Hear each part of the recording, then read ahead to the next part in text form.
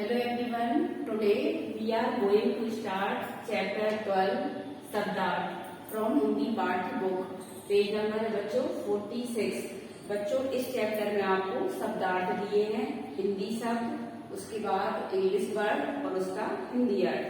तो बच्चों आपने पिछली क्लास में भी रीड किया था हम शब्दार्थ क्यों पढ़ते हैं, इससे हमारा शब्दकोश बढ़ता है।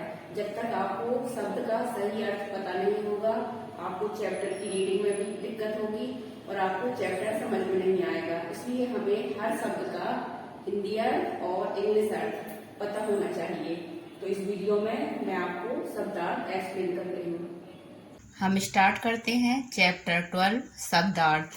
इस तरफ हम देखते हैं हिंदी शब्द दिए हैं, उसके बाद उसका इंग्लिश वर्ड और उसका हिंदी अर्थ।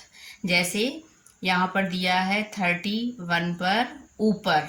ऊपर क्या है? एक हिंदी शब्द और इसका इंग्लिश में क्या रहेगा वर्ड? ABOVE above. और इसका अर्थ होता है ऊंचाई पर। कोई भी वस्तु या कुछ ऊपर रहता है तो उसके लिए हम अबव वर्ड यूज करते हैं। फिर है फुदकना, होप, HOP होप मीन्स कूदना। फिर है प्रतियोगिता, आप सभी को पता है, इसको हम इंग्लिश में क्या कहते हैं? Contest, CONTEST contest. इसका अर्थ होता है स्पर्धा। फिर है क्रोधी, ANGRY एंग्री मीन्स गुस्सा करने वाला। फिर है स्त्री, IRON आयरन। इसके बाद इसका अर्थ है कपड़ों पर प्रेस करने की मशीन। स्त्री, आयरन, कपड़ों पर प्रेस करने की मशीन। ओके बच्चों। इसके बाद है अगला वर्ड मेहमान। इसका इंग्लिश में क्या बनेगा? GUEST guest. मेहमान हिंदी शब्द है और गेस्ट इंग्लिश वर्ड और इसका हिंदी अर्थ होता है अतिथि। ओके, जो हमारे यहाँ मेहमान आते हैं उनको हम क्या कहते हैं? अतिथि। फिर है तर वतर। तो आप सभी को पता है तर वतर यानी क्या होता है? पूरा भीग जाना पानी से या फिर पसीने से। इसके लिए इंग्लिश वर्ड है DRENCH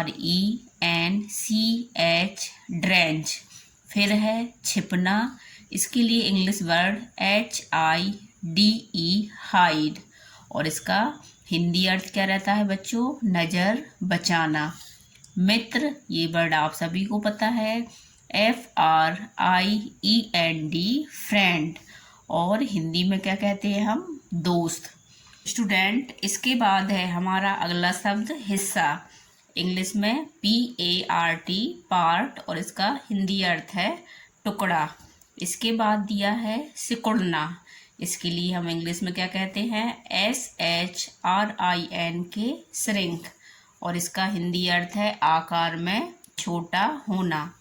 पीछे, इसके लिए हम यूज़ करते हैं BEHIND बिहाइंड और इसका हिंदी अर्थ है पीछे की ओर। फिर दिया है विश्राम, इसका आप सभी को पता है, इसको हम इंग्लिश में बोलते हैं रेस्ट, REST रेस्ट और इसका हिंदी अर्थ है आराम। विदूषक, कॉमेडियन जो हंसाता है, जैसे कि जोकर या कोई जोक चुटकुले सुनाने वाला, उसको हम क्या कहते हैं? विदूषक। इसकी स्पेलिंग है COMEDIAN कॉमेडियन। फिर दिया है निर्धन, इसका इंग्लिश वर्ड POOR पुअर और इसका हिंदी अर्थ है गरीब, अर्थात जिसके पास धन ना हो उसे हम क्या कहते हैं? निर्धन। फिर लास्ट है कार्य, इसके लिए इंग्लिश वर्ड ACT एक्ट और उसके बाद है उसका हिंदी अर्थ काम। तो बच्चों, इस चैप्टर में आपने शब्दार्थ सीखे हैं। इसके आगे वाले पेज में भी और शब्दार्थ दिए हैं, उनकी आपको प्रैक्टिस करना है। ओके बच्चों। स्टूडेंट्स, इस वीडियो से आपको सभी शब्दार्थ समझ में आ गए होंगे। आपको इस चैप्टर की रीडिंग करना है और शब्दार्थ लर्न करना है। ओके बच्चों।